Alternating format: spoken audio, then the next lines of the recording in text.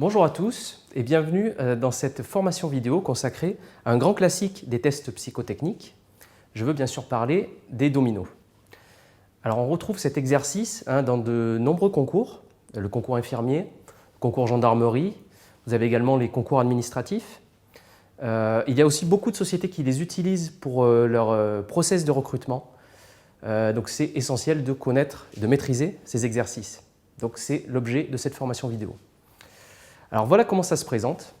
Vous avez une série de dominos qui se suivent, comme vous pouvez le voir sur cet exemple.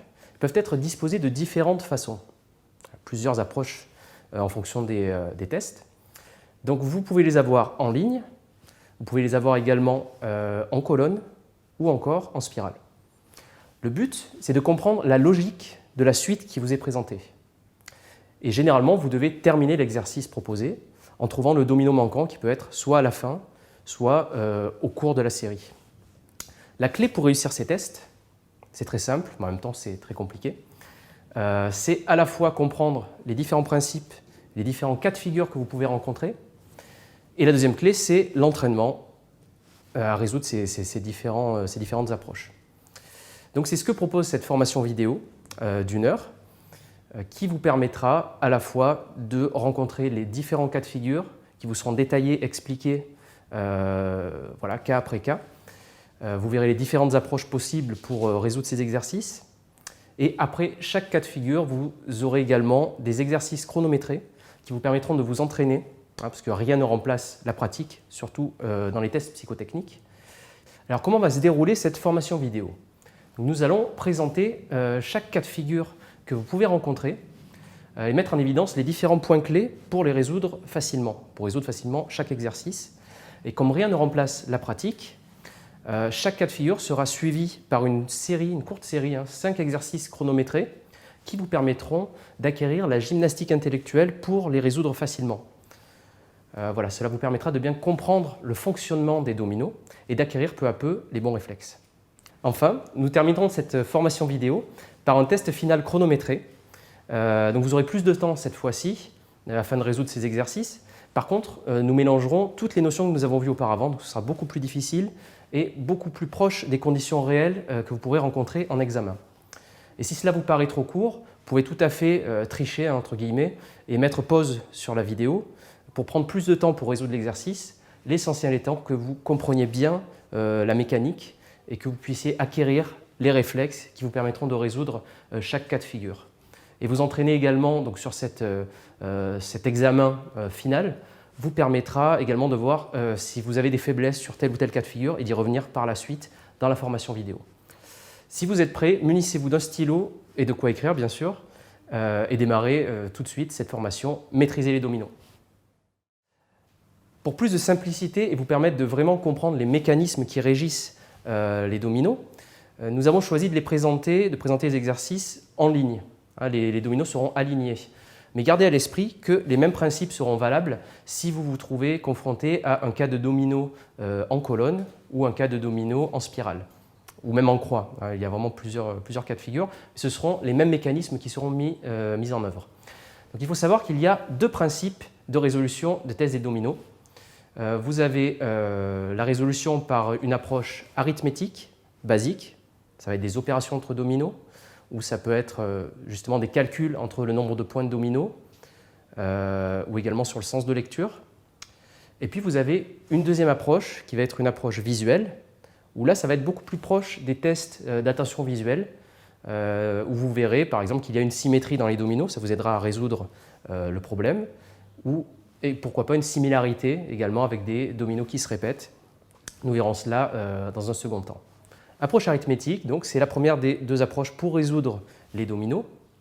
Nous avons le premier cas de figure, donc, qui est la progression simple ou croisée. C'est le cas de figure le plus facile. Comme vous le voyez sur cette illustration, les valeurs de chaque moitié de domino augmentent ou diminuent. Par exemple, progression de plus 1 en haut et de plus 1 en bas, ou encore progression de moins 2 en haut et de moins 2 en bas, etc. Vous voyez que c'est une progression qui est la même pour les 2 moitiés de domino. Attention, la progression des valeurs en haut et en bas de chaque domino peut être différente. On parle alors de progression croisée. Sur cet exemple, on peut avoir, par exemple, plus 1 en haut et plus 2 en bas, ou même moins 1 en haut et plus 1 en bas. C'est pour cette raison qu'il faut bien séparer les moitiés de domino entre elles, à les considérer comme deux parties indépendantes, puisque voilà, différentes règles peuvent régir leur fonctionnement.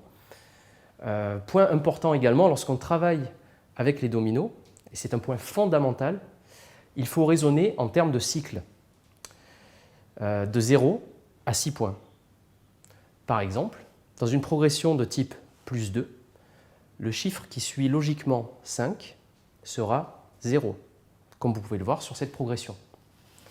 De plus, il faut toujours considérer de façon indépendante chaque domino, on l'a vu précédemment, c'est très important de ne pas les voir comme un tout. Chaque domino, c'est deux moitiés en fait. Voilà, c'est vraiment une clé pour comprendre l'évolution des valeurs. Passons tout de suite à notre première série d'exercices pour vous familiariser avec les progressions simples. Allez, on commence en douceur. Vous avez quelques secondes pour résoudre chaque exercice. C'est à vous.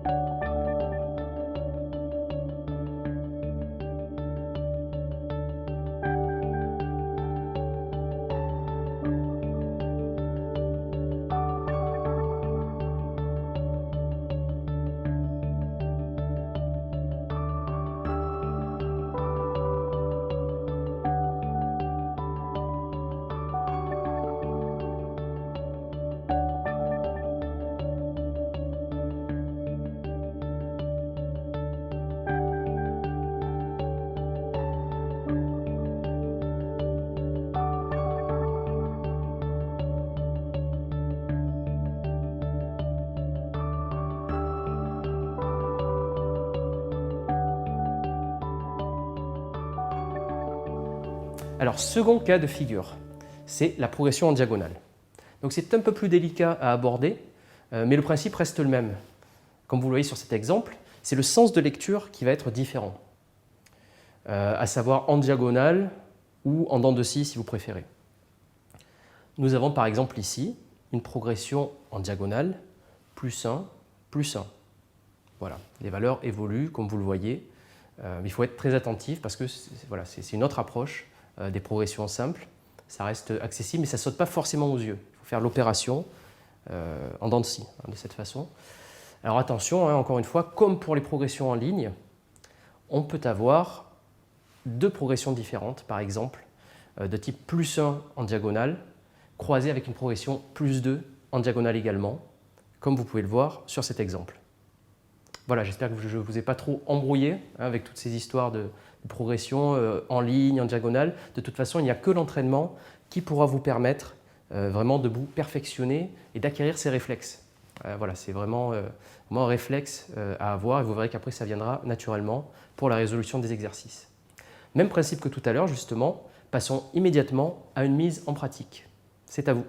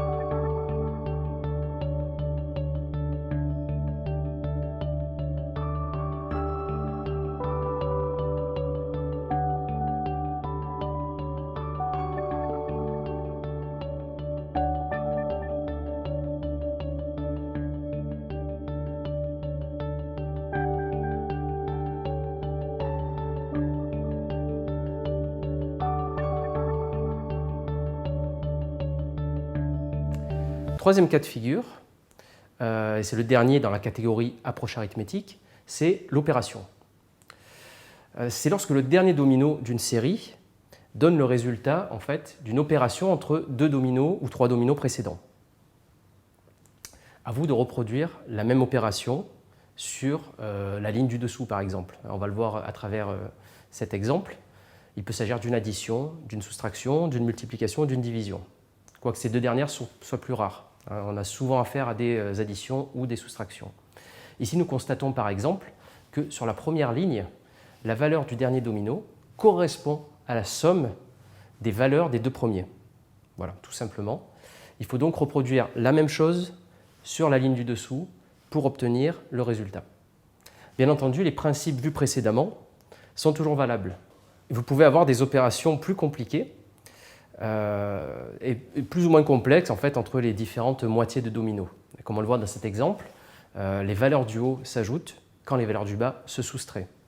Il faut donc être très attentif sur ces questions, sur les opérations. Encore une fois, ça ne saute pas aussi facilement aux yeux que d'autres cas de figure. Mais de toute façon, vous l'aurez compris, c'est l'heure de la pratique. Alors c'est à vous de résoudre ces petits exercices.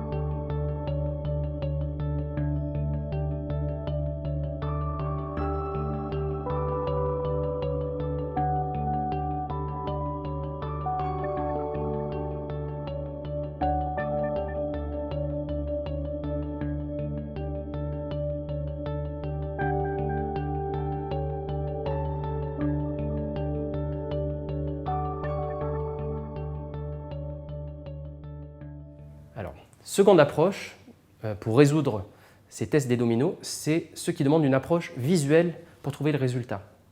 C'est ni plus ni moins que de l'attention visuelle, donc avoir une vision plus globale de l'exercice, de la série, pour trouver la clé, justement. Donc si les dominos peuvent avoir des relations arithmétiques, parfois entre eux, c'est simplement une relation visuelle qui existe. Donc ce qu'il faut faire, c'est être attentif aux motifs qui se répètent. Par exemple, vous pouvez avoir un chiffre qui se retrouve sur la série à plusieurs endroits différents. Vous pouvez avoir également une symétrie, ou ce qu'on appelle une similarité. Voici les trois principaux cas de figure que vous pouvez rencontrer dans ces suites de dominos. Premier cas de figure, visuel, c'est la similarité, comme vous le voyez sur cet exemple. Il s'agit tout simplement d'un motif qui va se répéter plusieurs fois, et seule une observation globale de la série peut vous aider à détecter et à résoudre ce cas de figure. Ici, nous avons un cas de similarité très simple. Ce sont deux dominos en alternance. On peut déduire facilement la réponse. Parfois, il peut s'agir des mêmes dominos dans un ordre différent, comme vous le voyez sur cet autre exemple. Nous avons 3 dominos différents par ligne et leur ordre d'apparition est changé à chaque ligne, tout simplement. On en déduit là encore la réponse assez facilement. Voyons quelques exemples à travers nos exercices et cas pratiques. À vous de résoudre ces quelques séries de dominos.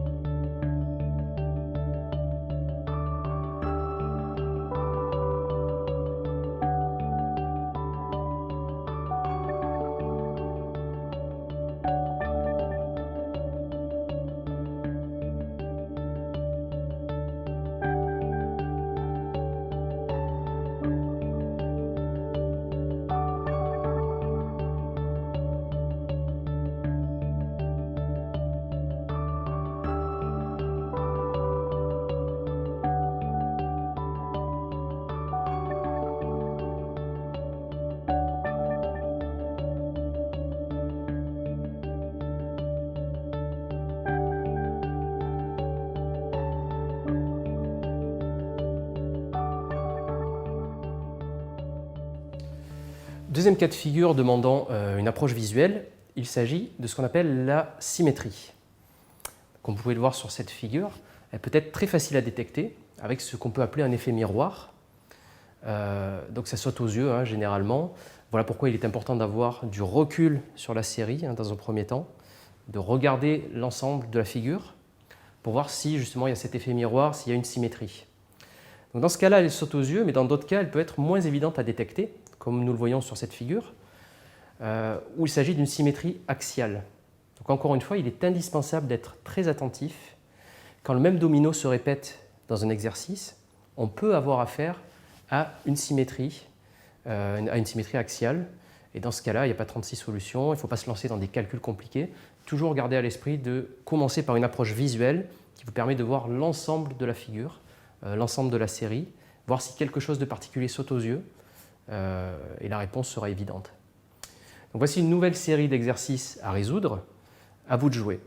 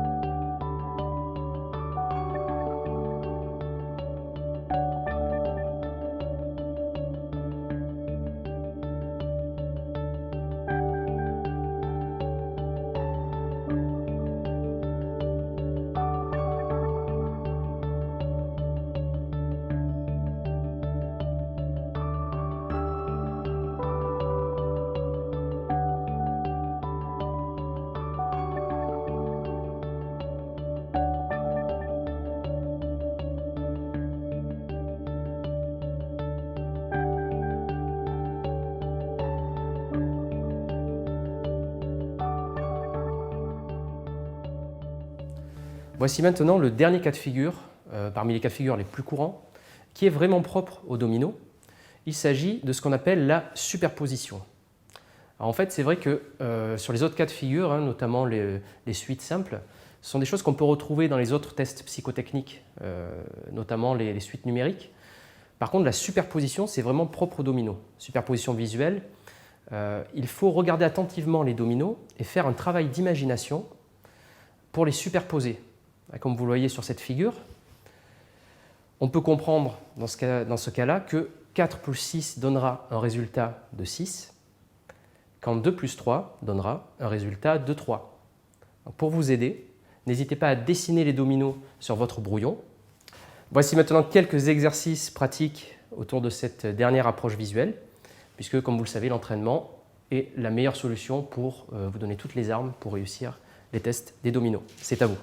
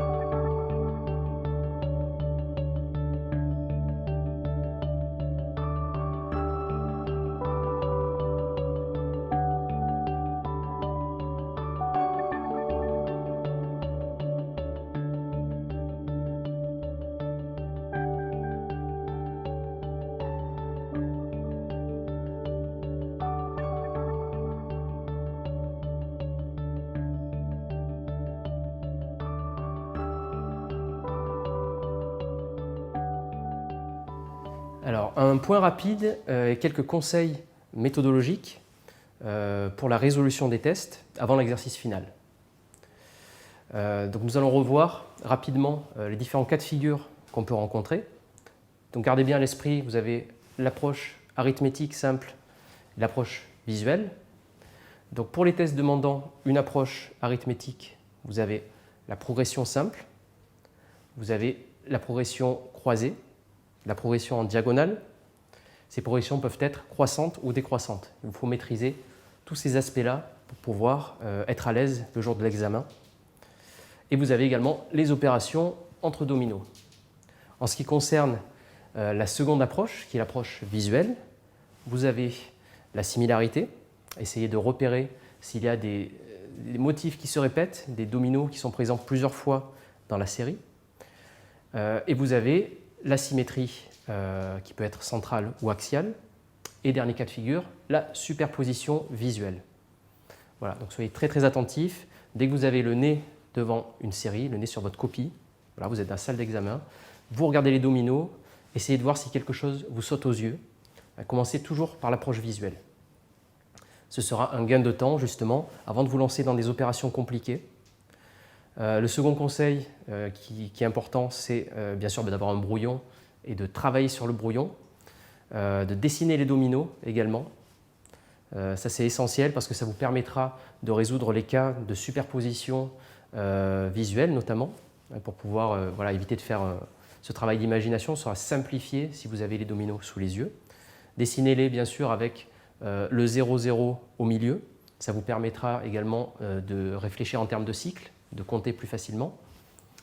Il est important également de déterminer rapidement le type de relation qui vous permettra de résoudre le problème qui vous est posé. Est-ce qu'il s'agit d'une approche arithmétique simple ou d'une approche visuelle qui vous aidera justement à trouver le résultat. Donc voilà, essayez de repérer immédiatement s'il y a une symétrie, s'il y a quelque chose de visuel, vraiment, vérifiez toutes les hypothèses visuelles avant d'envisager les hypothèses de calcul, parce qu'elles sont beaucoup plus chronophages, même si c'est vite fait, hein, ça va de 0 à 6, vous pouvez quand même perdre pas mal de temps en ayant ces approches arithmétiques. Donc faites les visuels en premier et procédez par élimination.